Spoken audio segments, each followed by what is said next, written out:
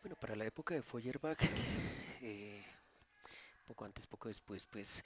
teníamos que Beccaria toma todo ese basamento medieval basado en la escolástica para construir no que lo haya construido, sino que se sirve del modelo teórico del humanismo que recaba pues particularmente una cierta reconcepción del hombre en donde su dignidad aparece manifiesta en términos de una serie no de atribuciones, sino de derechos fundamentales con los cuales emerge la persona, hace parte de la dignidad del ser persona con independencia de las características o condiciones físicas y sociales en que nace el ser humano. Beccaria se sirve de ello para fundamentar todo este discurso manifiesto en la obra que creo que todos conocemos de los delitos y las penas. Eh, Quisiera, pues quizás suene como anecdótico, pero lo refiero en una nota a pie de página de la Metafísica de las Costumbres. Kant, no en vano considerado el más grande filósofo alemán, hace una referencia muy descortés quizá con Beccaria, donde ni siquiera lo llama por su nombre, sino que hace alusión a un italiano eh, que ha tergiversado las cosas, que no ha comprendido la teoría del contrato social, para cuestionarle el hecho de negar la necesidad de la pena de muerte. Kant, como les decía, pues era partidario de la pena de muerte sobre una serie de presupuestos. No es que, pues, digamos, se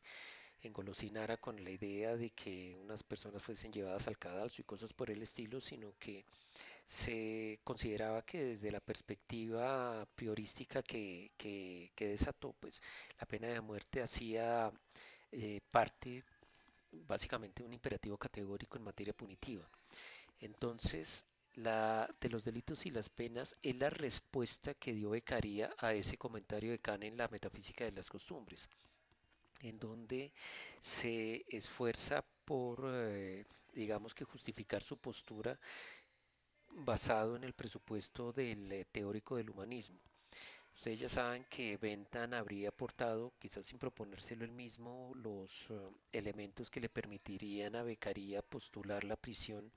como el modelo de pena ideal en donde se oculta el dolor. Más precisamente en la versión de Beccaria se traslada el sufrimiento que el suplicio radica en el cuerpo para reubicarlo en el alma. Si ustedes miran la obra de Michel Foucault que hace un momento les referí, pues verán cómo esto resulta cuestionado de una manera bastante severa, pues básicamente Foucault lo que muestra es un recurso al discurso del humanismo no para realizarlo, sino para todo lo contrario. Es decir, básicamente lo que dice Foucault es, las personas que se lleva a prisión no deja de sufrir. La prisión en tanto pena está hecha para generar aflicción, pero digamos que lo que usufructa Beccaria es el hecho de que ese sufrimiento deja de ser visible. El suplicio, en cambio, hace demasiado visible el sufrimiento, mientras que la prisión lo que hace es ocultarlo, ocultarlo de la generalidad de las personas. Bueno, de Bentham ustedes saben perfectamente que se toma la idea del panóptico entendido como un modelo arquitectónico de control que parte de lo visual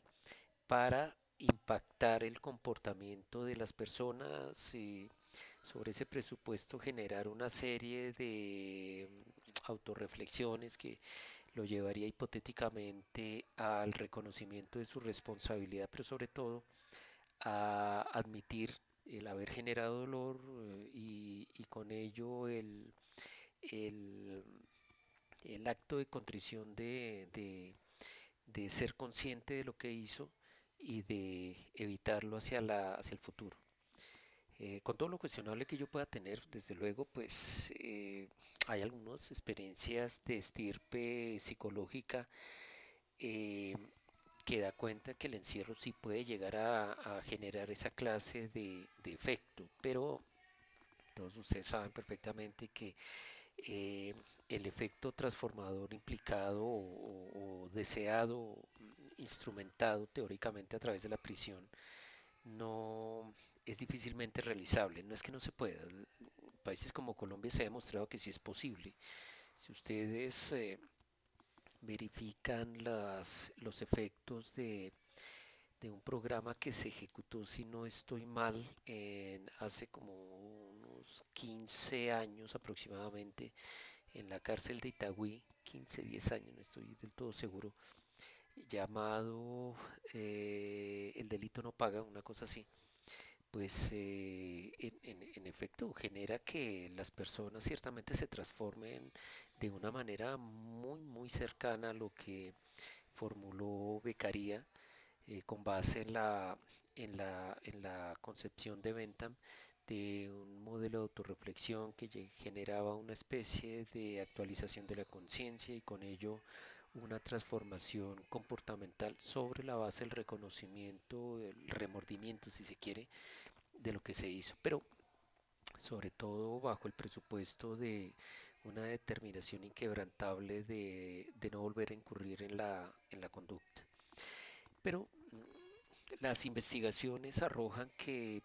más o menos unos 30 años después de institucionalizada la prisión, lo predominante es que eso no ocurra. Y no ocurra, pues, entre otras cosas, porque, como les decía, que fue observado por Anselmo de Feuerbach, precisamente, pues, es característico de las penas penales el ser aflictivas. De tal manera que Feuerbach encuentra que